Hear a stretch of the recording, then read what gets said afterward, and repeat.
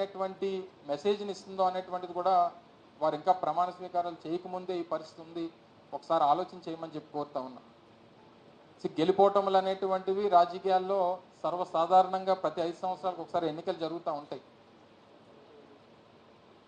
తప్పకుండా దాన్ని ఏ రకంగా అధిగమించాలి, ఏ రకంగా ఓడిపోయినటువంటి వారు రేపు మళ్ళీ ఎలా గెలవాలని చెప్పి చూస్తాం.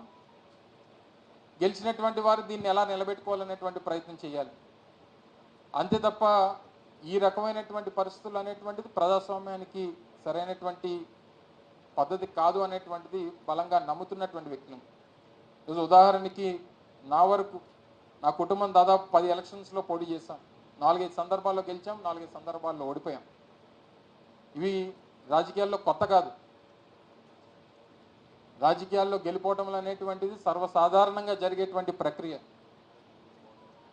ఓడిపోయినటువంటి వాడు బలహీనుడు కాదు, గెలిచినటువంటి వాడు బలవంతుడు కాదు. ప్రజల కోసం నిరంతరం తప్పించి ప్రజల కోసం ప్రజా సమస్యల మీద పోరాటం చేసేటువంటి వ్యక్తులు నాయకులుగా గుర్తింపబడతారు తప్ప రేపు డెఫినెట్గా జగన్మోహన్ రెడ్డి గారు ఏదైతే చెప్పారో వాయిస్ ఆఫ్ ద వాయిస్లెస్,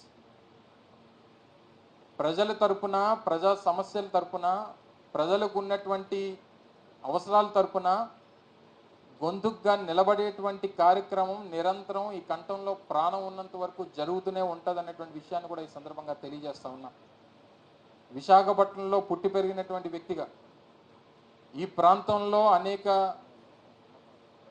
తరాలుగా 3 తరాలుగా ఈ ప్రాంతానికి సేవలు అందిస్తున్నటువంటి కుటుంబం నుంచి వచ్చినటువంటి వ్యక్తిగా గతంలో శాసనసభ్యులుగా, మంత్రులుగా, పార్లమెంట్ సభ్యులుగా పనిచేసినటువంటి కుటుంబాల నుంచి వచ్చినటువంటి వ్యక్తులుగా ఈ ప్రాంతంలో ఉన్నటువంటి ప్రతి సమస్య మీద, ఉమ్మడి విశాఖపట్నం జిల్లాలో ఉన్నటువంటి ప్రజలకు ఉన్నటువంటి ప్రతి అవసరం మీద వారికి డెఫినెట్గా ప్రభుత్వం ఏర్పాటు చేసేటువంటి అవకాశం వచ్చింది.